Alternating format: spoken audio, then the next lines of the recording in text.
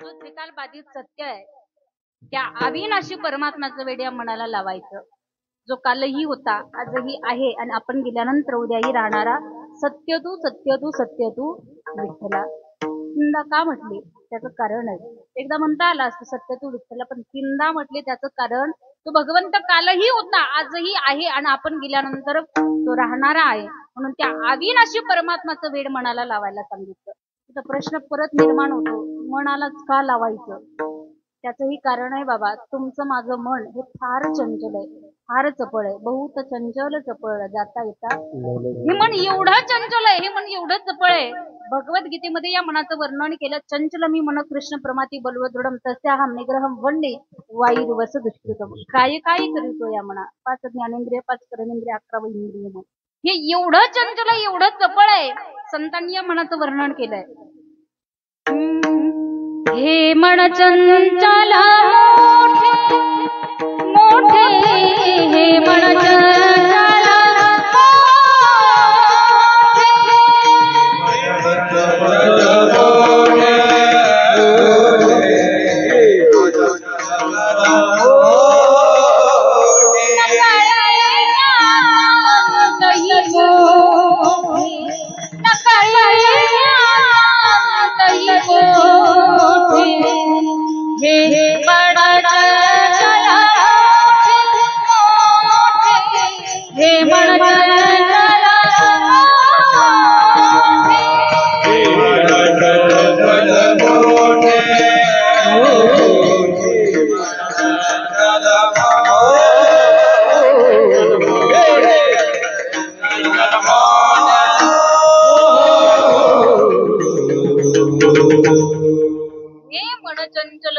नकळी याचा अनंतही कोटी. हे मन इतकं चंचल आहे, इतकं चपळ आहे. म्हणून या मनाला सांगा बाबा, भगवंताची भक्ती कर, भगवंताचं नामस्मरण कर.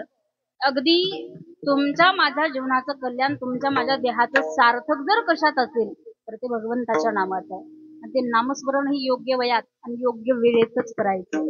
तर नाभाग्यवंत नटे हरी. परमार्थ करायचं असेल तर माणसानं परमार्थ तरुणपणी करावा. जोपर्यंत कान नीट आहेत, तोंड नीट आहे, डोळे नीट आहेत, पायानं चालता येतं, हातानं टाळी वाजवता येते, तोपर्यंतच परमार्थ करायचा. एकदा का या आयुष्याचे सूत्र बिघडले, ज्ञानोबराय म्हटले, आयुष्याचे सूत्र बिघडता उमटे भूताची फळाळता. या आयुष्याचे जर एकदा सूत्र बिघडले तर मग माणसाला परमार्थ करता येत नाही. बाबा कानानं ऐकू नाही आलं, तोंडानं बोलता नाही आलं, पायानं चालता येत नाही, चालता नाही आलं, या बहिरांचा एक प्रॉब्लेम आहे. बहिरांचा एक प्रॉब्लेम आहे, ते इतके जोरात बोलता जे समोरच्याला बहिर समजतं, इतके जोरात ते बोलतात. प्रक्रिया आहे. एकाचं लग्न झालं, लग्नाला 4 महिने झाले, हा डॉक्टरकडे गेला. डॉक्टरला म्हणला, डॉक्टर 4 महिने लग्नाला झाले, संसार सगळा ठीकठाक चाललेला आहे, पण मिसेसचा एक प्रॉब्लेम आहे, म्हणजे मी तिला बोललेलं तिला ऐकू येत नाही. डॉक्टरने सांगितलं तिला सर्दी ताप खोकला असता तर गोळ्या देऊन मी नीट केलं असतं, पण ती घरी आहे, मी इथं आहे, तिला किती फुटावरून ऐकू येत नाही. तू घरी जा आणि ते चेक कर, नंतर आपण ठरवू टावर कुठे पाहिजे रेंज कुठे नाही. हा घरी गेला, पहिल्या दारात उभं राहिला, बायकोला आवाज दिला, अगं भाजी काय केली? तिचा रिप्लाय आला नाही. त्यानं चेक केलं, हिला 50 फुटावरून ऐकू येत नाही. पुन्हा दुसऱ्या दारात गेला, अगं भाजी काय केली? तिचा काही रिप्लाय आला नाही. हा म्हणजे 30 फुटावरून सुद्धा ऐकू येत नाही. बाबा टेन्शन येणारच ना, बायकोला ऐकू येत नाही म्हटल्यावर. ती भेटण आहेच तर आता. लोक म्हणतात ताई तुम्ही बाहेर जाता, आमच्या गावातली बरेच म्हणतात, बाहेर गेलं तरी पोरं म्हणतात ताई तुम्ही बाहेर फिरता, पाहा एखादी पोरगी. मी म्हणतात ते आमच्या गावात ट्रॅक्टर भरून शिल्लक येत, लग्न जुळणात पोरांच्या, अवघड झालं. यानं चेक केलं, 30 फुटावरनंही तिला ऐकू आलं नाही. हा बायकोच्या जवळ गेला आणि रपकन हात उचलला आणि हळू मारला. जोरात मारू शकत, जोरात मारत तुम्ही क्रियापद सावकाश द्यावर, माझं व्याकरण पक्क आहे. जोरात मारत नाही मारू शकत, मारणारही नाही म्हणते. जोरात हात उचलला ना हळू मारला. तो म्हणे बाई तुला किती वेळची विचारलं भाजी काय केली? ती म्हणे मी तुम्हाला 3दा सांगितलं वांग्याची भाजी केली. तुम्ही बोला बरं, नाही तर मला इथं डॉक्टर बोलावा लागेल. म्हणजे प्रॉब्लेम याच्यात होता, म्हणजे डॉक्टरकडे कोणासाठी गेलं, म्हणजे आयुष्याचे सूत्र बिघडता. कारण ऐकू नाही आलं, डोळ्यानं नाही दिसलं, काहींना जवळचं दिसत नाही, काहींना लांबचं दिसत नाही, काहींना काही दिसत नाही. हे आयुष्याचे सूत्र जर बिघडले तर परमार्थ माणसाला करता येत नाही. करायचं असेल तर तरुणपणी करा. हा देह त्याच्यासाठीच आहे. देवे दिला देह भजना तोया झाला फाटा. संत म्हटले राम राम स्मरा आधी, राम राम स्मरा. प्रमाण प्रत्येकाच्या परिचयाचं आहे, प्रत्येकाच्या पाठ आहे, पण प्रमाणाचा विचार आम्ही करत नाही कधी. राम राम स्मरा आधी, पण कधी जेवण करण्याच्या अगोदर, अंघोळ करण्याच्या अगोदर, बाहेर फिरायला जाण्याच्या अगोदर, गाडीवर बसण्याच्या अगोदर, कशाच्या अगोदर नामस्मरण करायचं. मी सांगेन, मी शतकोटी वाचत असताना माझ्या वाचनामध्ये एक सुभाषित आलं होतं. त्याचे सुभाषित आपल्याला सांगतं की भगवंताचं नामचिंतन कशाच्या अगोदर करायचं. शतम विहाय भोक्तव्यम सहस्रम स्नान माचरे लक्षम विहाय दातव्यम कोटीम त्यक्त्वा. 100 कामं सोडायची अगोदर जेवण करायचं, 1000 कामं सोडायची अगोदर स्नान करायचं, 1,00,000 कामं सोडायची अगोदर दान धर्म करायचा, आणि कोटी कामं बाजूला ठेवायची अगोदर भगवंताचं नामचिंतन करायचं. म्हणून राम राम स्मरा अगोदर करा, आणि योग्य वयात आणि योग्य वेळीच करा. बाबा म्हातारपणचा परमार्थ आहे, घराला आग लागल्यानंतर विहीर फोडण्यासारखा. कारण म्हातारपणी आपली अवस्थाच अशी होते, नक मुख गळू लागले लाळानी, कानों में पड़ गया ताला, आंखों में पड़ गया जाला, नाकों से बहने लगा नाला, अब क्या करे गोपाल. कानानं ऐकू न येणं, डोळ्यानं न दिसणं, तोंडानं बोलता न येणं, समजावं आपल्या घराला आग इथं बसलेल्या किती लोकांच्या लागली हे पाहणार नाही. ज्यांची लागली त्यांच्याशीच लागू द्या. पण ज्यांची ज्यांची घरं अजून मजबूत आहे त्यांनी काय करायचंय, करावी तातडी परमार्थाची, परमार्थाची करावी तातडी परमार्थाची, परमार्थाची करावी तातडी परमार्थाची,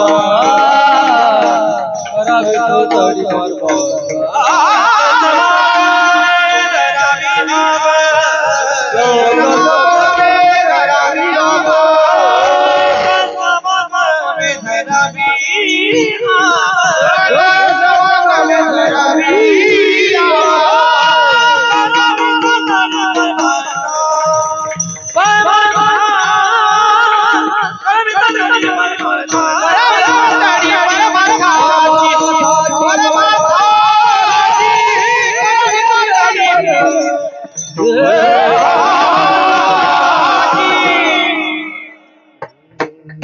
संत समागमी धरावी आवडी करावी तातडी. का करायची परमार्थाची घाई, का करायची परमार्थाची तातडी, तर हा देह मी नाही, देह नव्हे मी हेच रे पुरलाव रे. हा देह जर सोडला तर या देहामध्ये देहम देहास्मी स्थिती माणसाकडनं कधीतरी सुटावी, आणि अहम ब्रह्मास्मीकडे माणसानं जावं. हे सुद्धा अहंकाराचं कारण आहे बरं. अहम ब्रह्मास्मी हे सुद्धा अहंकाराचं कारण आहे. देहोहम देहास्मी स्थिती आणि अहम ब्रह्मास्मी हे दोनही चांगलं नाहीये. मग शेवटी जे उरतं त्याचं नाव आहे शून्य, आणि ते माणसाकडे असावं. देहोहम आणि अहम ब्रह्मास्मी हे दोनही माणसाला दुःख देणार आहेत. एखादा शेतकरी आहे, शेतामध्ये गेला, पाहणी करत असताना पायामध्ये काटा टोचला, आणि तो काटा काढायचा कशानं म्हणून त्यानं विचार केला. शेजारी एक मोठा बाभळीचा काटा होता, त्यानं तो काटा घेतला आणि तो काटा त्यानं पायातला काटा काढला, काट्यानं काटा काढला. असे जगातलेही काटे आहेत, काट्यानं काटा काढतात. काट्याचं सांगते मी दुसरं. त्यानं काट्यानं काटा काढला, आणि तो ज्या काट्यानं पायातला काटा काढला तो काटा खिशातला रुमाल काढला आणि त्याच्यावरती तो ठेवला. तो त्या काट्याला म्हणू लागला, काटे महाराज तर नाही ना कोणी. तो त्या काट्याला म्हणायला लागला, मज वाटे त्याची. तो काट्याला म्हणायला लागला, तुम्ही माझं चांगलं काम केलं, तुमची जागा खाली नाही, तुमची जागा इथं आहे. त्यानं तो काटा रुमालात ठेवला, खिशात घातला आणि घरी गेला. घरी गेल्याच्या नंतर दुपारी जेवण केलं, बायकोला म्हटलं थोड्या वेळ मी झोपतो, आराम करतो. डाव्या अंगावरती झोपला आणि तो रुमालात ठेवलेला काटा पोटात शिरला. 36 टाक्याचं ऑपरेशन झालं. आता मला सांगा, रुमालातला परवडला की पायातला परवडला? म्हणजे पायातलाही चांगला नाहीये, मी रुमालात ठेवलेला तोही, देहोहम स्थितीही चांगली नाहीये, आणि अहम ब्रह्मास्मी हे सुद्धा चांगलं नाहीये. म्हणून भगवंताचं नामचिंतन करायचं. हा देह जाणार आहे. भगवंताच्या नामचिंतनाचा फायदा एवढा आहे, मला म्हणलं नामचिंतन केलं. मी वारंवार तुम्हाला काय सांगते, त्याचं कारण सुद्धा आपल्याकडे वेळ कमी राहिला. किती राहिला? किती राहिला? 5 मिनिट. कीर्तनाचा नाही हो, आयुष्याचा विचार करा. मला माहिती माझ्याकडे आहे उद्या 5 मिनिटं राहिले, पण आयुष्याचा वेळ माणसाला सांगता येत. पहिलं म्हणलं इथं इतकी थाटत उभी राहून तुमच्या समोर बोलते, घरी जाईपर्यंत राहील याची गॅरंटी नाही. मार टाकलं पण ही वस्तुस्थिती आहे, सांगू शकत नाही आपण कोण कधी जाईल. तुम्ही बसलात, उठता येईल का नाही याची गॅरंटी नाही. आम्ही उभं राहिलो, आम्हाला बसता येईल का नाही याची सुद्धा गॅरंटी नाही. ग्रास देऊ सत्ता. म्हणून भगवंताचं नामचिंतन, भगवंताची भक्ती करायची. कधीतरी या मनाला सांगा, हा संसाराचा मायाजार फार कठीण आहे. त्या संसारामध्ये मन गुरफटू देऊ नको. संसाराचा मायाजार म्हणजे फार कठीण आहे. संतांनी वर्णन केलं. संत म्हटले, नको नको मना गुंतू माया नको नको मना गुंतू माया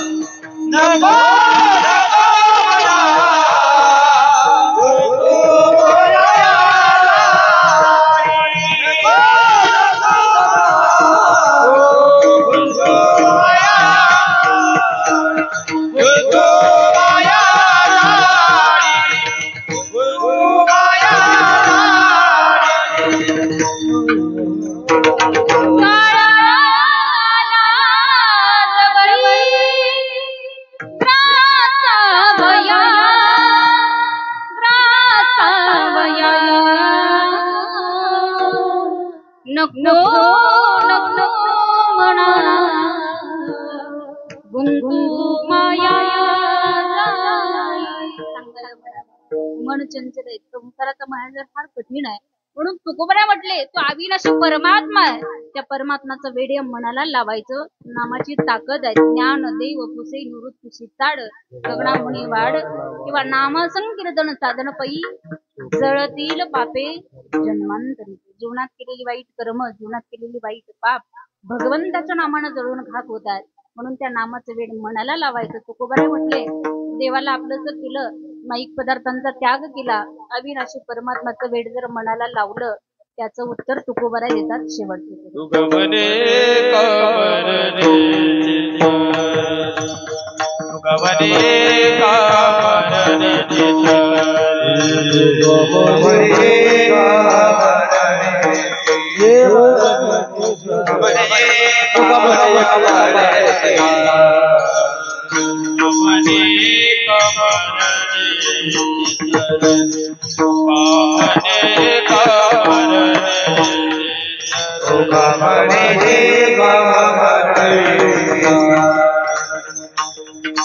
तुका म्हणे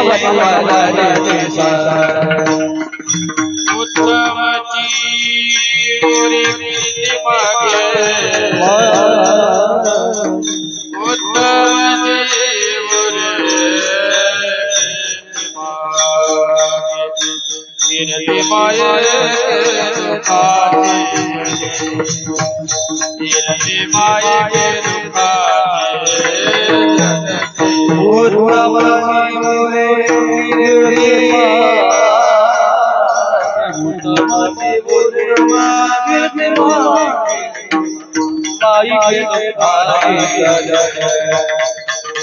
माये गिरती माये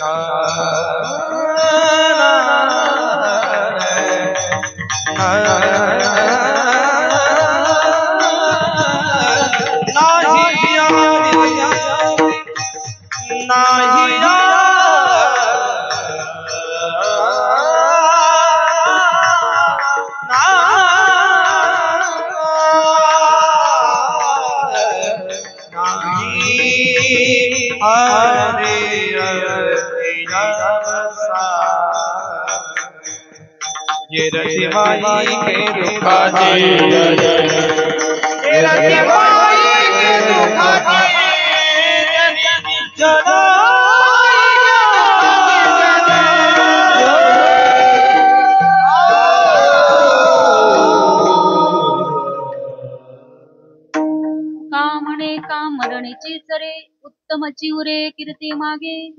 अभंगाच्या शेवटचं चरणात जगद्गुरु श्री तुकोबराय आपल्याला सांगतात, बाबा हा नरदेह आपल्याला प्राप्त झालेला आहे. माणसानं जीवन जगत असताना जीवन चांगलं जगावं, कारण जगाच्या मालकानं नरदेह दिलेला आहे. आयुष्य जगत असताना जीवन जगत असताना जीवन असं जगा, आपण गेल्याच्या नंतर कमीत कमी 10 ते 15 वर्ष का होईना माणसाची कीर्ती या जगात शिल्लक राहावी. संत म्हटले मरावे परी कीर्ती रूपी उरावे. असं जीवन माणसानं जगावं. जाता जाता मी फक्त तुमचे 5 मिनिटं घेणार आहे. शेवटचे 5 मिनिटं माझे असेल फक्त माझ्या तरुण बांधवांसाठी. माणसानं जीवन कसं जगायचं, जसं जीवन माझे ज्ञानोबराय, तुकोबराय, नाथ महाराज, संत जनाबाई, संत मुक्ताबाई, संत महात्मा मंडळी जसं जीवन जगले तसं जीवन जगायचंय. आणि तुम्हाला जीवनच जगायचं असेल तर माझे छत्रपती शिवाजी महाराज जसं जीवन जगले तसं जीवन आपल्याला जगायचंय. कारण आज बरेच लोक आम्हाला म्हणतात, ताई राजांचा इतिहास कीर्तामध्ये सांगतात, तुमचे राजे का देव होते का? मला माहिती नाहीये. छत्रपती शिवाजी महाराज देव होते की नाही मला माहित नाही. पण एक गोष्ट मी छाती ठोकून सांगेल, आज आमच्या गळ्यामध्ये माळ, आमच्या गळ्यामध्ये टाळ, आमच्या बाळावर बुक्का, आमच्या कपाळावरती कुंकू, आमच्या दारामध्ये तुळस, आमच्या मंदिरावरती कळस जर कुणामुळे असेल तर महाराष्ट्राचे राजे छत्रपती शिवाजी महाराजांच्यामुळे. कारण अवघा महाराष्ट्र माझा छत्रपती शिवाजी महाराजांनी घडवला. आज राजा घडले, इथं कीर्तन होतंय, हे स्वतंत्र आपल्याला प्राप्त झालं, त्याचंही कारण फक्त छत्रपती शिवाजी महाराज राजांनी महाराष्ट्र घडवला. म्हणून आज या ठिकाणी स्वतंत्र आपल्याला प्राप्त झालेलं आहे. सप्ताह करण्याचं, कीर्तन करण्याचं, भजन करण्याचं हे स्वतंत्र जे प्राप्त झालं ते माझ्या छत्रपती शिवाजी महाराजांच्यामुळे प्राप्त झालेलं आहे. आणि मला आनंद वाटतो बाबा, इकडच्या भागामध्ये आलो की गावागावात राजांचे स्मारक उभारलेले आहे. आमच्या केळीगव्हाणवरून मी येताना आता आले, 2 राजांचे स्मारक उभारले त्या केळीगव्हाणकरांनी. खरं आनंद वाटला ते बघून मला. कारण हे करणं आपल्याला काळाची गरज आहे. ज्या राजांमुळे आज तुमचं माझं जीवन या जगामध्ये आहे, त्या छत्रपती शिवाजी महाराजांचे उपकार कुठेतरी त्याची जाणीव माणसाला जीवनामध्ये असावी. तसं घडवलंय माझ्या राजांनी हा महाराष्ट्र. हाती तलवार घेऊन राणी भिडल्या जाऊन केली मुघलशाही नष्ट. माझ्या राजानं घेतलंय कष्ट म्हणून घडला या महाराष्ट्र. राजानं घेतलंय कष्ट म्हणून घडला या महाराष्ट्र.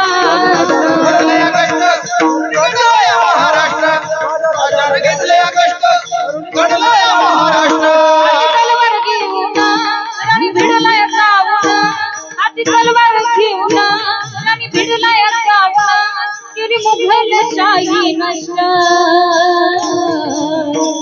माझ्या राजानं शोभानं घेतलंय कष्ट म्हणून घडला या महाराष्ट्र. राजानं घेतलंय कष्ट म्हणून घडला या महाराष्ट्र.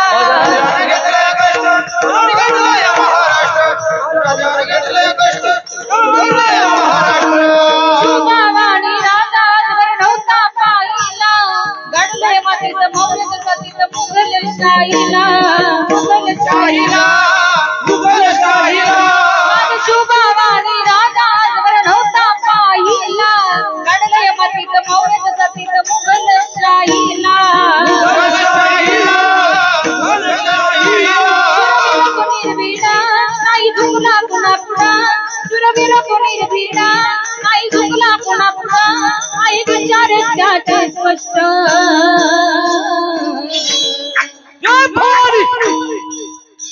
माझ्या राजानं शुभन घेतलंय कष्ट म्हणून घडला या महाराज राजानं घेतलंय कष्ट म्हणून घडला या महाराज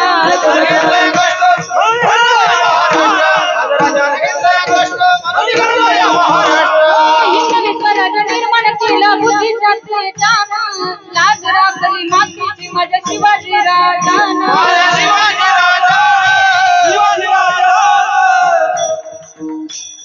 हिंदवी स्वराज निर्माण केला बुद्धीचा तेजान लाज राखली मातीची माझ्या शिवाजी राजानं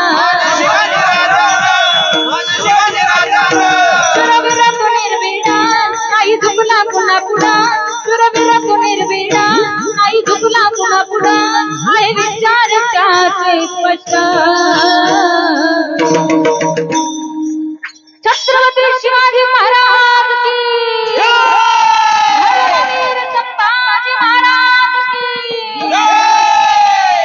माझ्या राजानं घेतलाय कष्ट म्हणून घडला या महाराज राजानं घेतलाय कष्ट म्हणून घडला या महाराज घडला या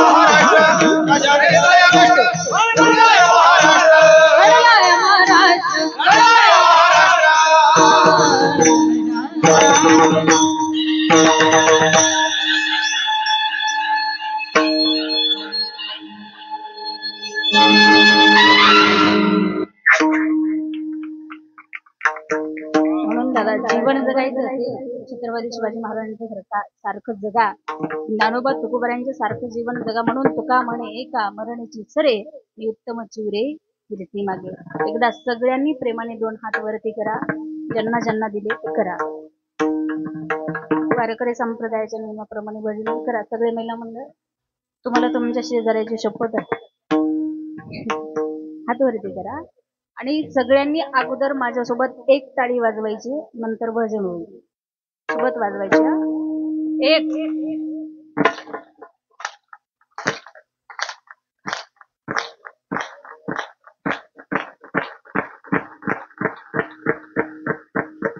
विठोबा रखमाई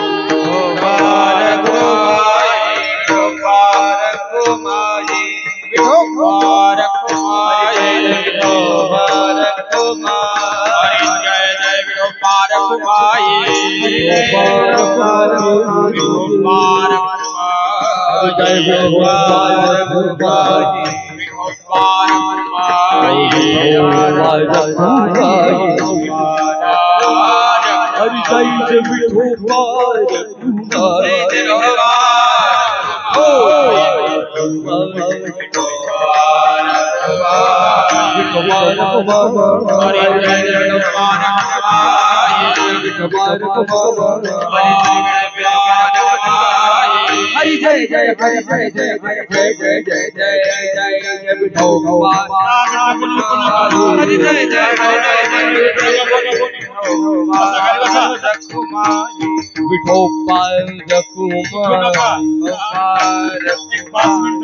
महत्वाचा विषय राहिला सांगायचा हरि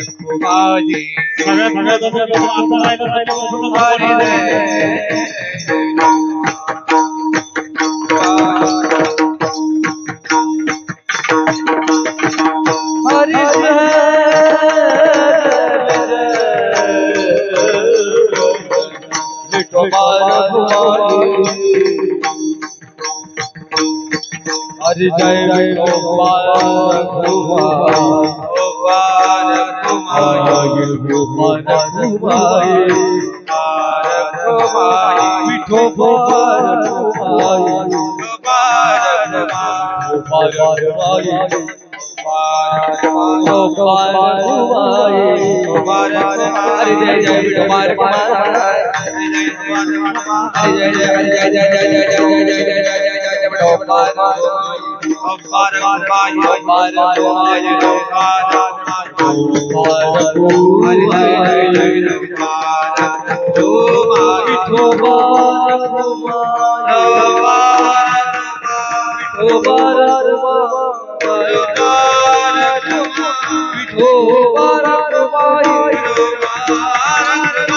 Oh,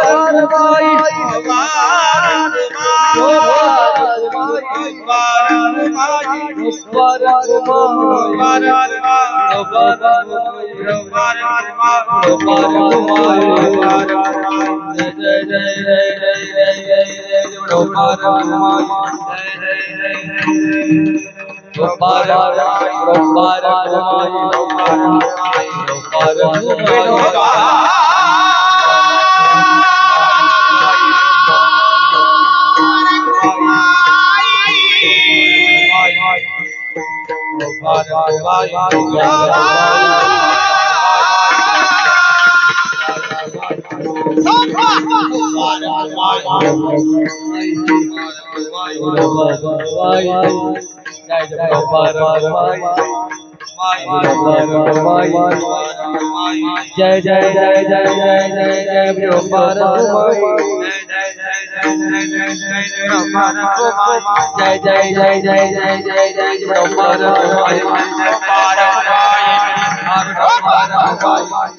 ओ